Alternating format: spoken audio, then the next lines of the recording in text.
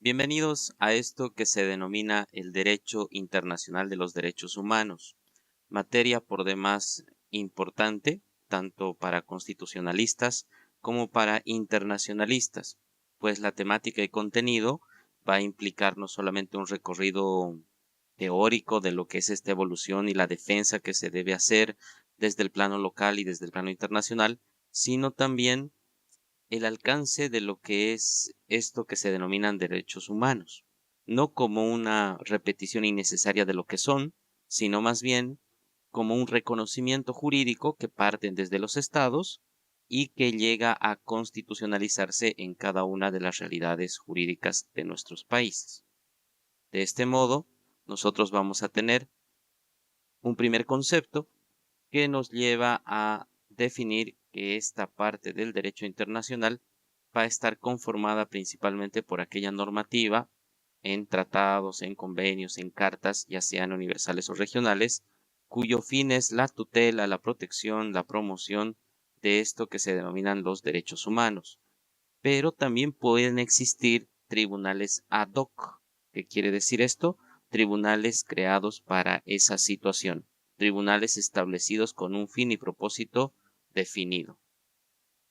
Ahora bien, los derechos humanos son inherentes, son una cualidad, son un reconocimiento a nuestra distinción de dignidad humana, a nuestra condición de seres pensantes.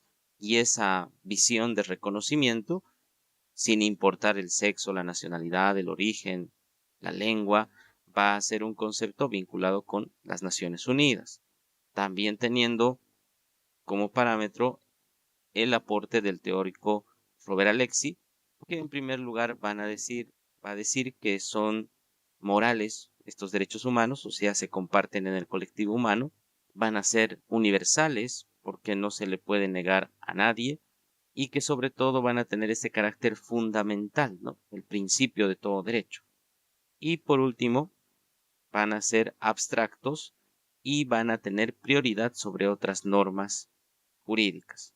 Esto nos está aportando características que se reclaman no solamente en el derecho local, sino características que se reclaman en el derecho internacional público, ¿no?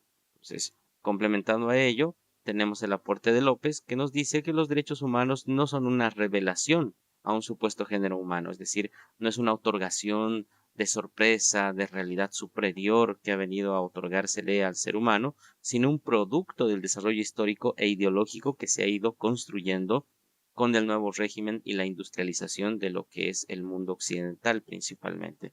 Entonces, más que un mérito jurídico, sería una construcción histórica social. Y esto, pues, en concordancia con los dos primeros conceptos, viene a demostrarnos que no hay uniformidad, que no hay unicidad al momento de procurar entender la temática de los derechos humanos, y en el plano internacional esa sería una de las realidades de por qué es tan difícil llegar a tutelar derechos, llegar a reclamarlos y llegar a hacerlos valer en un mundo cada vez más cambiante. Frente a esto tenemos una mirada no escéptica respecto a los derechos humanos, y en esta lista vamos a tener el enfoque en primer lugar religioso, el intuicionista, el consensual, el biológico, el instrumental, el cultural, el explicativo y el existencial. ¿Qué representa esta corriente no escéptica?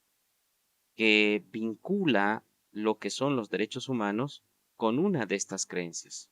Es decir, no se va a ir por la incredulidad del sistema legal internacional de los derechos humanos, sino que va a atar, va a vincular esa creencia y defensa de los derechos humanos a una de estas posturas. Los van a justificar desde el punto de vista religioso, por parte de la intuición humana, por la generación de un consenso, en la creencia de que biológicamente somos superiores, en el sentido de que son un instrumento de validación internacional, son un producto cultural, hay una explicación natural, por ende, de nuestra existencia. Pero no es la única corriente, pues tenemos también la corriente escéptica, que está formado por posturas como el pensador Gustavo Bueno, que nos establece diciendo que no necesariamente se encuentran en contra de los mismos. O sea, no estoy en contra de los derechos humanos, dice él, sino de su falta de fundamentación, pues las considera mitológicas. ¿Por qué? Porque el derecho en sí mismo es abstracto. Y al tratar de definir que los derechos humanos son una derivación de nuestra dignidad humana, pues ¿cuál es esa dignidad? Si el ser humano a lo largo de la historia ha sido indigno en varios momentos de la historia y es indigno con su propio género, en la mayoría de los casos, pues no lo hace valer como tal, sino en cuanto a su objetividad, en cuanto a lo que demuestra ser. Entonces, esta mirada escéptica cuestiona la naturaleza de los derechos humanos, ¿no? En ese sentido, es importante separar el conocimiento que vamos a requerir para distinguir lo que es el derecho internacional de los derechos humanos, del derecho internacional humanitario y del derecho internacional de los refugiados, teniendo en esta primera columna como objetivo, en el caso de los derechos internacionalmente reconocidos, buscando la tutela y la protección de todos los seres humanos en general, mientras que el derecho internacional humanitario va a concentrarse en la tutela o protección de las personas afectadas por conflictos armados. Por ejemplo, producto de la guerra en Siria, producto de la guerra en Ucrania y Rusia, cuando hay hostilidad bélica, el derecho internacional humanitario se preocupa de las personas que están sufriendo los embates belicistas sin que sean directamente estas personas responsables del conflicto, ¿no?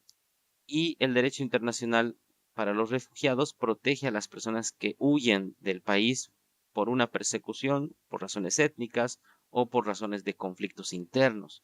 Podemos hablar ahí de desplazados y refugiados producto de la guerrilla en Colombia por las FARC o de la misma persecución que se vieron envueltos algunos seguidores del Islam y que huyen a Europa. Entonces, los refugiados constituyen un grupo indeterminado de personas a los que se les aplica un tipo de protección de derechos humanos y para eso existe una institución propia de Naciones Unidas denominada ACNUR, ¿no?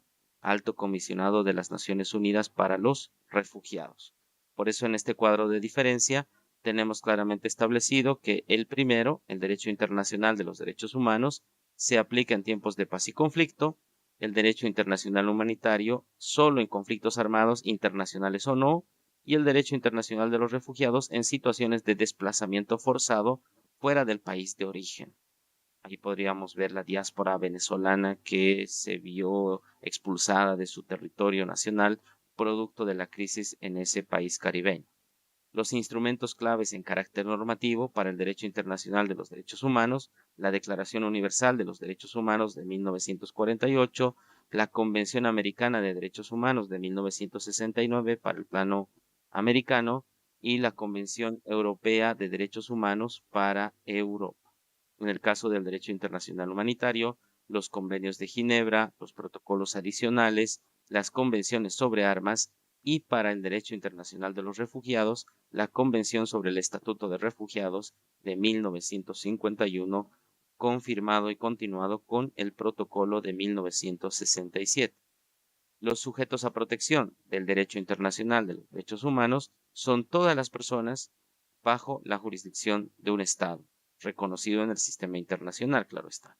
En cambio, el derecho internacional humanitario van a ser principalmente civiles, combatientes heridos o capturados y prisioneros de guerra. En el caso del derecho internacional para los refugiados que huyen de su país por temor fundado de persecución o que les produjere la muerte. Se han hablado entonces a partir de ello de distintas generaciones de derechos humanos. Situación que ha sido controversial porque se han cambiado las matrices de los derechos y los derechos se han ido desarrollando progresivamente, pero como primera vertiente se ha tenido esta explicación, los derechos humanos de primera generación. Los derechos humanos tendrían como primer elemento en su generación inicial a los derechos civiles y políticos. ¿Por qué los derechos civiles y políticos? Porque estos derechos civiles y políticos van a ser la primera razón fundamentada para que pueda existir el ser humano en esa colectividad llamada sociedad. Porque necesita una identidad, una materialidad, un acto civil de realización con sus congéneres, con sus iguales, pero también necesita una manifestación de dirección, una manifestación de gobierno, que es donde entran los derechos políticos. Entonces, a nivel internacional, La gestación de normativa que proteja estos derechos no es casualidad, sino es constitutiva de lo que va a ser el entendimiento del sujeto en un plano estatal. Y ahí tenemos entre los derechos civiles, ¿no? Derecho a la vida, a la integridad física, a la libertad, a la igualdad y no discriminación, libertad de expresión, entre otros. Mientras que los derechos políticos están concentrados en la posibilidad de ser elegido y de elegir, así como también a la libertad de reunión y de asociación con fines lícitos, ya que la política hace al motor de la misma sociedad. Ya en un segundo momento, cuando ese momento liberal, esa situación generacional de primer orden ha sido más o menos desarrollada, pues de primera generación, viene a surgir un cuestionamiento a ese estado liberal, que sobre todo tiene el corazón individualista, el corazón centrado en la propiedad privada, para procurar equilibrar esa situación, el estado social, en donde se van a tener otros derechos mucho más equilibrados, mucho más integrados a la colectividad. Por eso se los va a conocer como derechos económicos, sociales y culturales. Por sus iniciales también denominados derechos DESC, que más contemporáneamente inclusive se le añade la A para decir que son derechos DESCA o derechos económicos, sociales y culturales y ambientales, ¿no? Que como pueden leer en esta diapositiva, están constreñidos a nuestra realización colectiva, a nuestra interacción humana, a la libertad puesta en oficio de la colectividad. Vamos a decir que uno representa el modelo liberal, en el caso general del mundo, y este otro representa el modelo de Estado social. Cada uno de estos momentos va a representar diferentes instrumentos internacionales. Para los de primer orden, de manera general, vamos a tener como instrumento la Declaración Americana de Derechos Humanos y también los deberes del hombre, la Declaración Universal de los Derechos Humanos, en el mismo año ambos, el Pacto Internacional de Derechos Económicos, Sociales y Culturales del 66 y el Protocolo del San Salvador, que complementa los anteriores en 1988. Ahora bien, la Carta Internacional de los Derechos Humanos, haciendo énfasis en el hecho de que se denomina carta porque está abierta a una complementación, a una revisión, a una progresión de énfasis y crecimiento para la tutela de nuestra dignidad humana, ¿no? Los derechos humanos de tercera generación, entonces. Ahí estarían, en cuanto a los instrumentos, el derecho a la autodeterminación en la Carta de las Naciones Unidas, artículo 1 y 2, en el Pacto Internacional de Derechos Civiles y Políticos, en el artículo 1, en el Pacto Internacional de Derechos Económicos, Sociales y Culturales, también en el artículo número 1. Posteriormente, el derecho a la identidad nacional y cultural, en el Convenio sobre la protección y promoción de la diversidad de las expresiones culturales. También el derecho a la independencia económica y política, confirmado en la Carta de la ONU y en los anteriores dos instrumentos normativos mencionados, principalmente haciendo énfasis en la autodeterminación que se refleja como la independencia económica y política.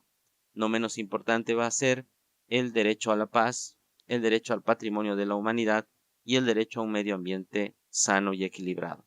Entonces, estos instrumentos vinculados a la tercera generación van más allá del equilibrio entre el modelo de Estado liberal y el modelo de Estado social para establecer organismos internacionales en sumo grado, como la UNESCO, por ejemplo, o el valor que tienen las Naciones Unidas para hacer valer esto, pero pensando ya en un sentido integral humano, en el globo terráqueo en su conjunto, no solamente en la interacción Estado-Estado. Ya con una propuesta del profesor Rodolfo Guerrero, los derechos humanos de cuarta generación, tendríamos ahí a la autodeterminación informativa, que es el acceso a la sociedad de la información en condiciones de igualdad y no discriminación, por razones de avance y desarrollo tecnológico, y que tienen un asidero legal en la Convención sobre Derechos de las Personas con Discapacidad y sobre todo la Agenda 2030 para el Desarrollo Sostenible. Elementos no menos importantes que seguiremos desentrañando a continuación.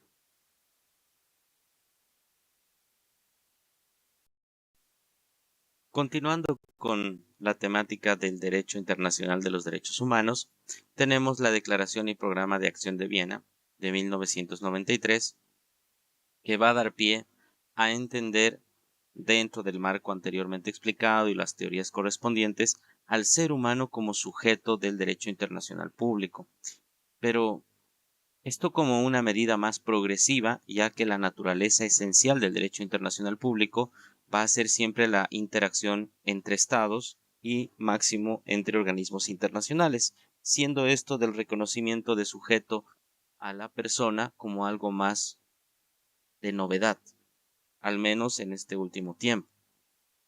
Por eso es que se dice que el ser humano no es un sujeto directo del derecho internacional público porque carece del elemento de poder hacer tratados, el jus tratatum.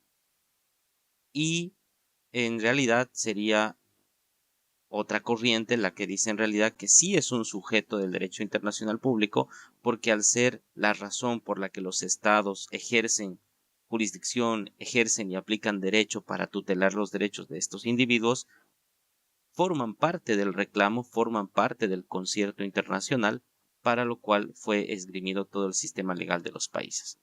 Ahí vamos a tener una opinión mixta que dice que son un sujeto pasivo del derecho internacional público, porque como se explicó anteriormente, los protagonistas principales serían tanto los estados como los organismos internacionales.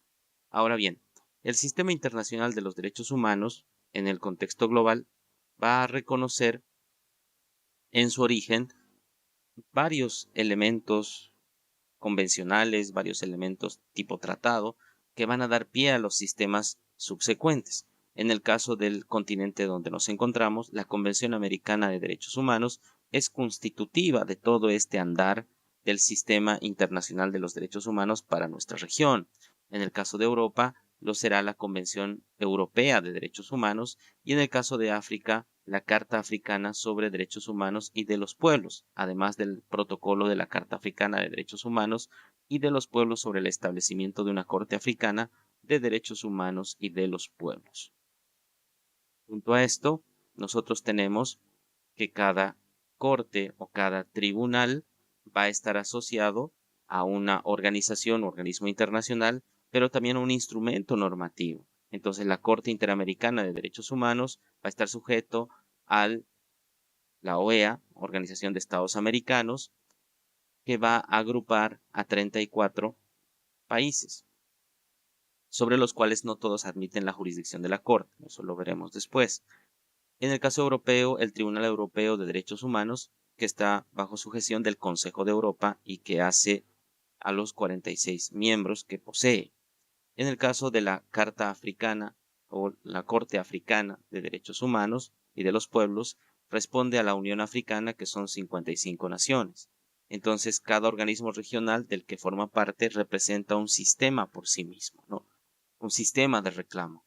Pero ustedes saben que no son los únicos continentes en el mundo. Aquí falta el continente asiático, que carece, al menos en la intencionalidad y en el desarrollo, de esta conformación jurídica, de esta voluntad política de los estados para tutelar derechos. Es por eso que hay una mirada escéptica, decíamos al inicio, de esto que se llaman los derechos humanos en el plano internacional. Ahora bien, vamos a ver que hay comisiones dentro de cada sistema regional que sirven y cumplen la función investigativa, valorativa, de promoción, de difusión de lo que son los derechos humanos. En el caso de nuestro continente, la Comisión Interamericana de Derechos Humanos; en el caso de Europa, la Comisión Europea de Derechos Humanos; y en el caso de África, la Comisión Africana de Derechos Humanos y de los Pueblos. La comisión, al menos para nuestra realidad jurídica, va a ser siempre la antesala de acudir a la corte en un sentido litigioso, en un sentido de contienda jurídica para poder resolver un conflicto con un Estado miembro. Ahora, la composición de las magistraturas o de los jueces o juezas que deciden derecho en estos organismos internacionales. En el caso de la Corte Interamericana vamos a tener 7 magistrados de distintas nacionalidades. En el caso de la Comisión Europea vamos a tener ahí 46 y en el caso del continente africano vamos a tener 9. Hay que entender, en primer lugar, en este contexto de los 3 sistemas regionales, cuáles son los plazos, a quienes se puede presentar y a quienes protege cada una de estas instancias. En el caso de la Corte Interamericana hay un plazo de 6 meses que pueden presentarse ante esta instancia los estados parte y la misma Comisión Interamericana, a quienes protege, según la opinión consultiva 22-2016, va a proteger a todos los ciudadanos, individuos, miembros del continente o del sistema americano, ¿no? Sin importar cuál sea su nacionalidad. Hay que hacer notar que a pesar de ello, varios estados, por razones más políticas que jurídicas, decidieron o han decidido apartarse del sistema de tutela de derechos humanos y por eso no reconocen jurisdicción ni de la Comisión en muchos casos y menos de la Corte. En el caso del Tribunal Europeo de Derechos Humanos, tenemos 4 meses, se pueden presentar los estados parte, las personas y las organizaciones no gubernamentales, a quienes se protege a las personas y también a las organizaciones no gubernamentales. En el caso de la instancia africana para la protección de los derechos humanos y de los pueblos, no hay un plazo determinado, por ende, entonces el reclamo se lo puede hacer en cualquier momento, se puede presentar mediante el protocolo de 1988 en su artículo 34 a la misma Corte Africana y a quienes se protege a personas individuales y colectivos que representen a pueblos de África. Las primeras emisiones, ¿no? O sea, las primeras sentencias que han ido sembrando la ruta a seguir en la tutela de los derechos humanos. En el caso de la Corte Interamericana en 1984 sería el caso Velázquez Rodríguez contra Honduras. En el caso de el Tribunal Europeo de Derechos Humanos, el caso Lawless versus Irlanda, por un tema de terrorismo y el IRA, en 1961. En el caso de la Corte Africana, sería el 2008, en el caso Michelot Yoko Gombaye versus la República de Senegal.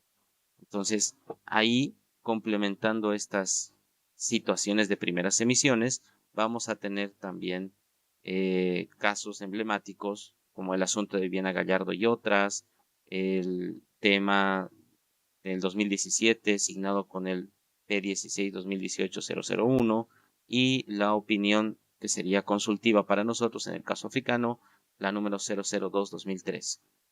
¿Qué quiere decir todo esto? Que los distintos sistemas regionales de protección de derechos humanos van a gestar sus primeros pasos en lo que es definir el derecho de tutela, el derecho de protección para las personas habitantes de sus sistemas. Pero al empezar a trabajar esto de manera contenciosa, también se va a ver por necesario que haya una labor consultiva, una labor de interpretación y validación de lo que la norma internacional principalmente quiere decir en aplicación del derecho local. Y es por eso que las opiniones consultivas surgen con ese fuero, con ese efecto de relevancia.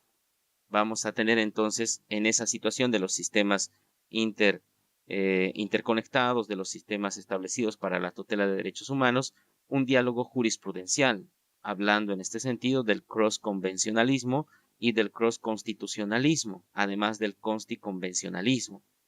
¿Qué quiere decir esto? En el caso del cross-convencionalismo, estaríamos hablando de una situación en donde una convención se ve afectada por la interpretación o aplicación de otra convención, producto de la mejora y aplicación preferencial que va a tener en esa interpretación hacer este tipo de uso de derecho, que no es lo mismo cuando tenemos en el caso inferior el cross-constitucionalismo, cuando se atraviesa, se intersecta, se yuxtapone la constitución a lo que va a ser el mandato convencional, o sea, con una imposición de un convencionalismo fuerte sustituyente del constitucionalismo pleno, ¿no? Porque se supone que localmente los sistemas jurídicos protegen al individuo por sí mismos, pero esto se ha ido debilitando de a poco, que se ha visto por necesario que también haya un mandato superior internacional.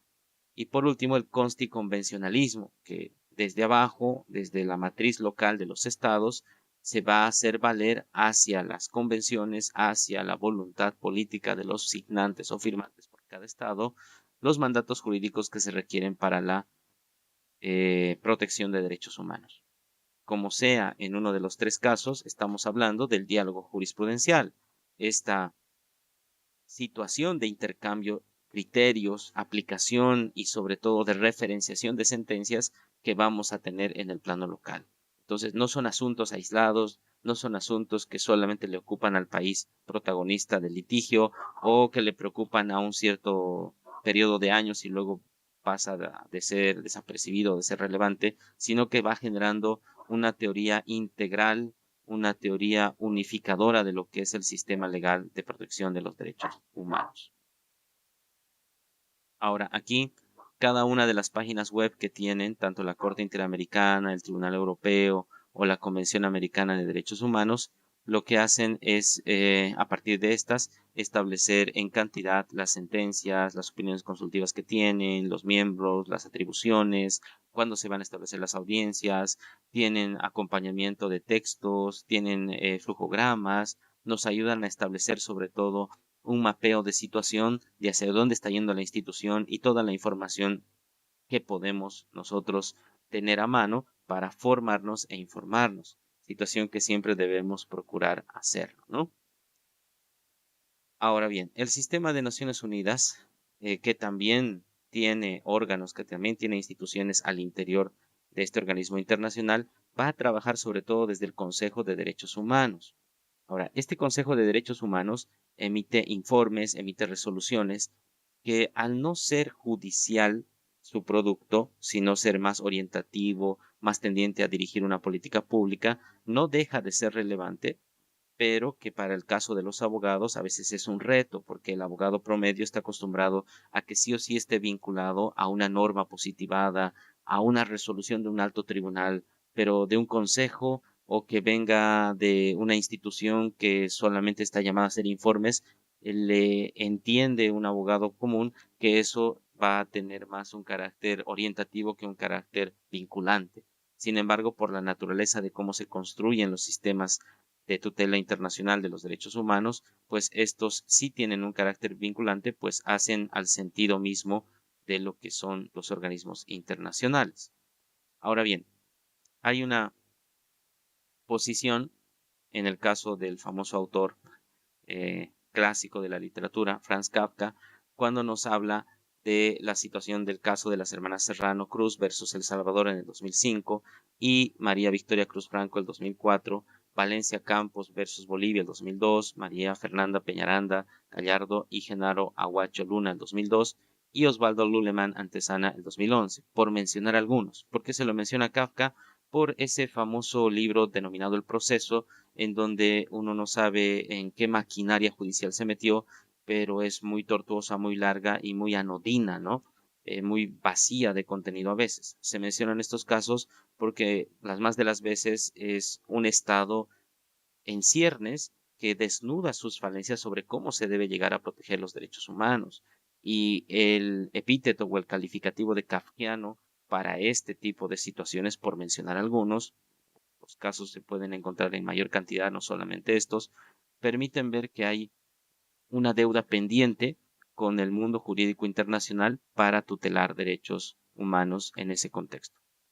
Como última recomendación, no hay que olvidar el criterio de que los textos constitucionales de los países se encuentran convencionalizados no porque una norma específica lo determine, sino porque forma parte del desarrollo progresivo de la protección de los derechos humanos y forma parte de un razonamiento cada vez más garantista que han adquirido los sistemas judiciales en pro de una sociedad más armoniosa, más justa. Si uno tiene el tiempo de revisar un poco cada uno de estos casos, va a encontrar que ese adjetivo calificativo de kafkiano le viene a mejor cuento el entendimiento de cada situación que pasó peticionarios de por medio, ¿no?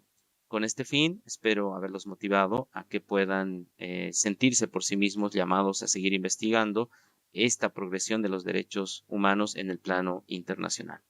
Muchas gracias y hasta pronto.